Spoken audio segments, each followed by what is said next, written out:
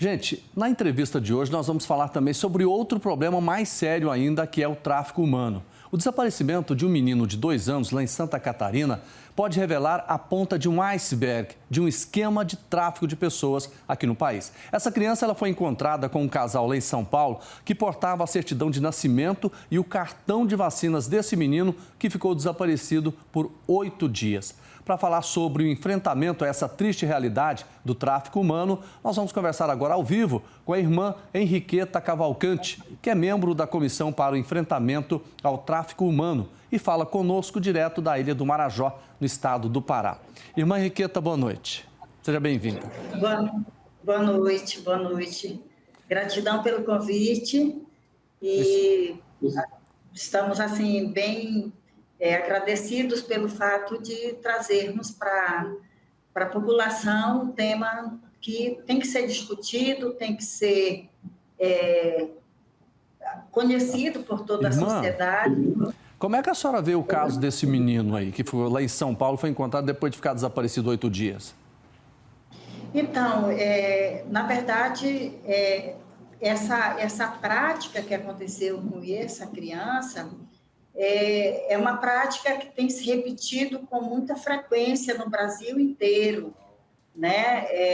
É um caso que nos assusta pelo fato de que está configurado, sim, como uma das modalidades do tráfico de pessoas, e essa é uma dinâmica que, como eu falei anteriormente, que tem se repetido, e a gente precisa, enquanto sociedade civil, enquanto sociedade, enquanto pessoas, ficarmos atentos a essas práticas que estão se repetindo com muita frequência e que, na verdade, nós precisamos falar, nós precisamos debater e conhecer mais essa prática criminosa que é o tráfico. Eu queria, inclusive, que a senhora dissesse para a gente como esses bandidos estão agindo para traficar seres humanos.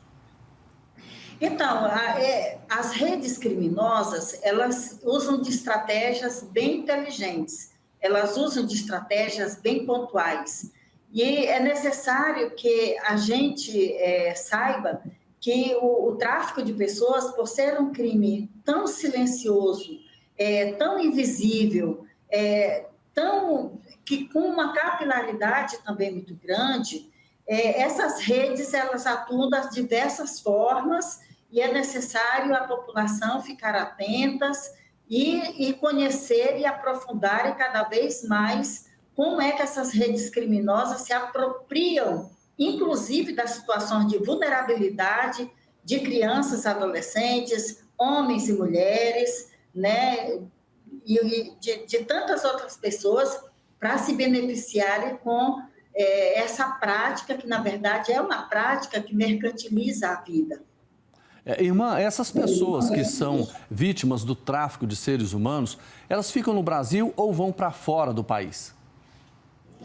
Essa é uma estratégia que as redes criminosas usam de uma série de modificações dentro dos seus esquemas, que é uma modificação, um movimento muito bem arquitetado.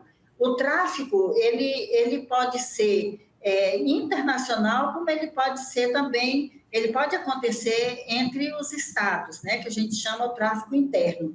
Esse movimento, ele é muito diversificado, com as suas modalidades, né, para os seus fins. Então, ele não tem endereço. O tráfico não tem endereço. O tráfico não tem ponto. Mas ele tem uma faixa etária, ele tem um perfil de algumas pessoas que são procuradas? Não, hoje a gente sabe que o tráfico está muito próximo de qualquer pessoa. Mas, segundo os dados, apontam que hoje o maior número de pessoas traficadas são mulheres e meninas, né? Infelizmente, a gente tem dados que apontam que o maior número de pessoas que são traficadas, infelizmente, são mulheres e crianças, meninas, né? Então, é necessário que a gente saiba que, assim como atinge mulheres, está atingindo qualquer outro tipo de pessoa, porque o tráfico ele tem várias modalidades. É necessário que a gente saiba quais são essas modalidades. Irmã Henriqueta, de que forma o país pode exatamente fazer um trabalho, né, para evitar, para combater essa situação? Olha, nós, enquanto igreja, nós estamos nos esforçando muito, né? A CNBB, a comissão da qual, né, eu sou colaboradora, lançou recentemente um caderno intitulado como Nas Trilhas do Tráfico de Pessoas. É um caderno que traz várias orientações. É necessário que a gente se aproprie dessas informações, né? E a igreja, ela tem dado a sua parcela. O Papa Francisco, ele tem sido muito atento. O Papa Francisco tem estimulado, inclusive, para que a igreja ela se comprometa cada vez mais, como o próprio Papa fala, que o tráfico de pessoas, com uma das modalidades que é o trabalho escravo, é a expressão mais brutal da escravidão moderna. Então, nós precisamos nos aproximar dessas informações, dessa formação, para que todos nós possamos contribuir com o enfrentamento desse crime, que é um crime cruel, que maltrata, que brutaliza a vida de muitas pessoas. Irmã, muito obrigado pela entrevista aqui no Jornal Brasil hoje. Boa noite.